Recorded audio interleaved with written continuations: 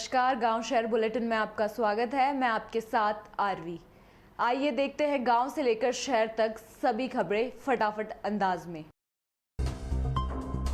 America के Texas में एक एलिमेंट्री स्कूल पर 18 वर्षीय लड़के द्वारा की गई अंधाधुंध फायरिंग में 19 स्कूली बच्चों समेत 21 लोगों की मौत हो गई। इस घटना के बाद राष्ट्रपति जो बाइडेन ने बंदूक लॉबी पर भड़कते हुए कहा कि इस लॉबी के खिलाफ खड़े होने का वक्त आ गया। अमेरिका में गन फायरिंग की घटना हाल के वर्षों में तेजी से बढ़ी। इसकी वजह से गन कल्चर को माना जाता है। अमेरिका ने गन खरीदना दुनिया में सबसे आसान है और दुनिया में सबसे ज्यादा सिविल गन अमेरिका में है। राजस्थान के जलदाय मंत्री महेश जोशी के बेटे रोहित ने दिल्ली हाईकोर्ट में एफआईआर रद्द करने के लिए याचिका लगाई। याचिका में रोहित जोशी ने कुछ टेक्स्ट मैसेज का भी हवाला दिया जो युवती ने उसे भेजे थे। मैसेज में सेक्स, चैट और अबॉर्शन, शादी और केस की धमकी का जिक्र है। इससे पहले युवती भी रोहित पर कई आरोप लगा चुकी है। दुष्कर्म पीड़िता ने बताया कि रोहित जोशी अपने पिता के मंत्री होने की धमकी देता है और बताता है कि बदमाश और माफियाओं के साथ उनके संपर्क है। वह पुलिस से नहीं डरते, वह उसका हाल भंवरी देवी जैसा भी कर सकते हैं। राजस्थान के पश्चिमी हिस्से में एक बार फिर से हीट वेव के हालात बनने लगे। हाल ही में आए मौसम के बदलाव के बाद वडोदरा में वर्तमान में अधिकतर स्थानों का तापमान औसत से नीचे दर्ज किया जा रहा है।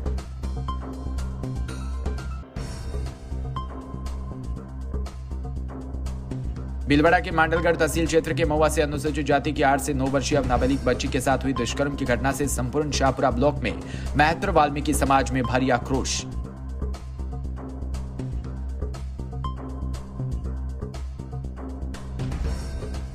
वाल्मीकि समाज विकास समिति के नेतृत्व में ज्ञापन के जरिए राज्यपाल, गृह मंत्री, मुख्यमंत्री और राजस्थान सरकार को भेजकर आग्रह किया कि बालिका के साथ दुष्कर्म के मामले को फास्ट ट्रैक कोर्ट में चलाकर जल्द से जल्द बालिका को न्याय दिलाया जाए।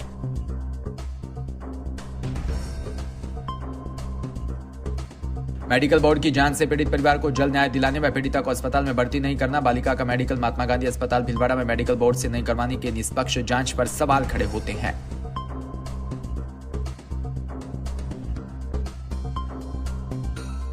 रायबरेली जनपद के डलमऊ कोतवाली परिसर में ऐसा वाकया सामने आया कि थाने में मौजूद सभी दरोगा व सिपाही हैरत में आ गए। जिस अपराधी को पुलिस तलाश कर रहे थे वह अपराधी अपने गले में तख्ती डालकर भरी दोपहरी में हाथों में सरेंडर करने के लिए लिखी हुई तख्ती लेकर थाने पहुंच गया। एनकाउंटर के डर से घबराया एक टॉप 10 अपराधी ने खुद डलमऊ कोतवाली पहुंचकर पुलिस के सामने आत्मसमर्पण कर दिया। हाथ में तख्ती लिए अपराधी कोतवाली पहुंचा तो पुलिसकर्मी और कोतवाल अवाक रह गए।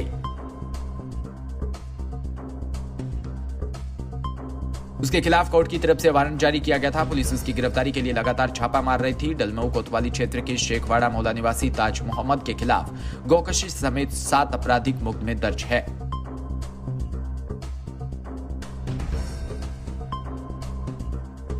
उसे टॉप 10 अपराधी के रूप में चिन्हित किया गया था। इस मामले में कोर्ट ने वारंट जारी किया। कोतवाल पंकज त्रिपाठी ने 2 दिन पहले उसे पकड़ने का प्रयास किया लेकिन पकड़ न सके, वह फरार हो गया।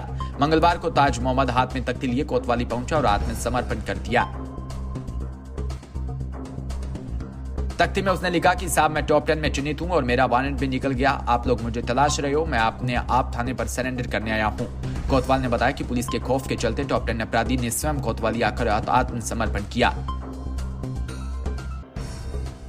संदिग्ध परिस्थितियों में महिला का शव मिलने से हड़कंप मच गया। पूरा मामला ऊंचाहार कोतवाली क्षेत्र के आयम जहानिया ग्राम सभा के अंतर्गत नारायणपुर टेल व सरपताहा पुल के मध्य नहर के किनारे एक अज्ञात महिला का शव देखने को मिला। शव मिलने से क्षेत्र में सनसनी व दहशत का माहौल बना हुआ है। राहगीरों की मदद से सुबह 8 बजे जब राहगीर नहर की पटरी से किनारे से जा रहे थे तभी नहर के किनारे शव पड़ा देखकर फौरन स्थानीय लोग व ऊंचाहार पुलिस को सूचना दी।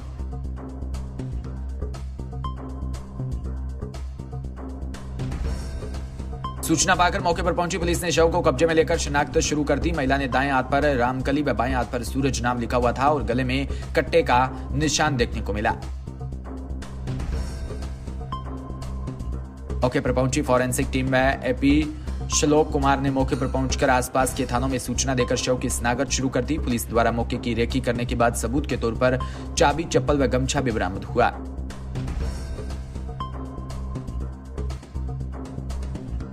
चंदेरी अंचल के गांव रामनगर में एकता परिषद के द्वारा 30 गांवों के कमेटी अध्यक्ष, कोषाध्यक्ष व सचिवों की बैठक हुई, जिसमें गांव के कानून को लागू हुए 13 साल पूरे हो गए, परंतु जो भी आदिवासी जंगल की जमीन पर कई वर्षों से काबिज होकर खेती करके अपने परिवार का भरण पोषण कर रहे हैं।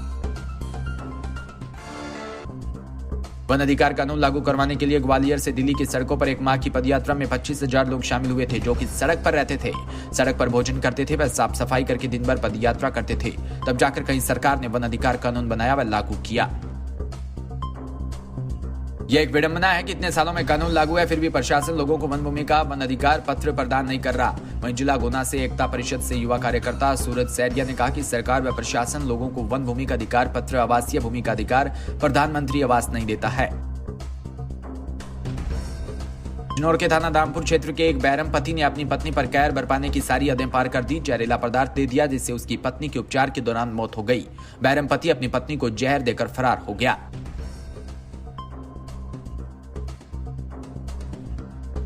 पुलिस मामले की जांच पड़ताल में जुटी है। वहीं दरअसल जनपद बिजनौर के थाना धामपुर क्षेत्र के मोला सराय नई बस्ती में जाकिर ने अपनी पत्नी खालिदा को जबरन जहरीला पदार्थ पानी में घोलकर पिला दिया।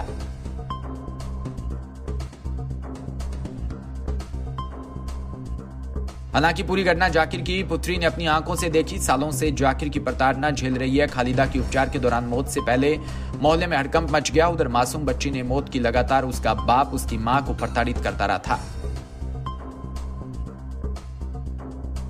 हिस्ट्री शीटर देवा गुजर की हत्या की सीबीआई की जांच की मांग को लेकर आज कोचिंग सिटी कोटा में गुजर समाज सड़कों पर उतरा।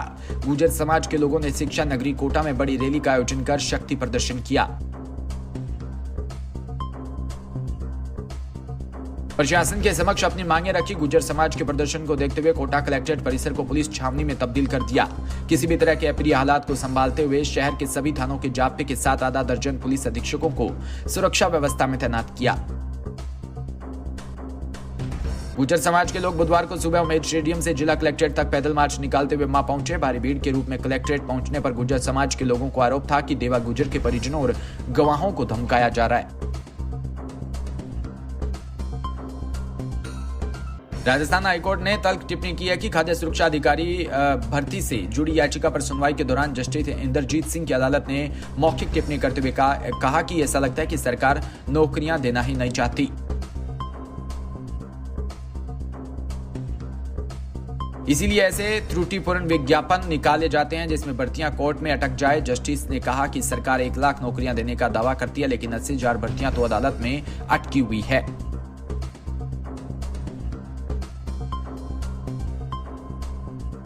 हाईकोर्ट बुधवार को खाद्य सुरक्षा अधिकारी भर्ती से जुड़ी प्रदीप शर्मा की याचिका पर सुनवाई कर रही थी। उसमें हाईकोर्ट के सामने आया कि भर्ती में चिकित्सा विभाग के नियमों की अनदेखी की। मुख्यमंत्री अशोक गहलोत ने बजट में 200 खाद्य सुरक्षा अधिकारियों की भर्ती की घोषणा की थी। उसके बाद चिकित्सा विभाग ने भर्ती का विज्ञापन जारी कर दिया, लेकिन विज्ञापन में केवल शैक्षणिक योग्यता ही शर्त ही लगाई गई। प्रशिक्षण की शर्त को उसमें से हटा दिया गया। इसमें प्रदीप शर्मा ने हाईकोर्ट में चुनौती दी।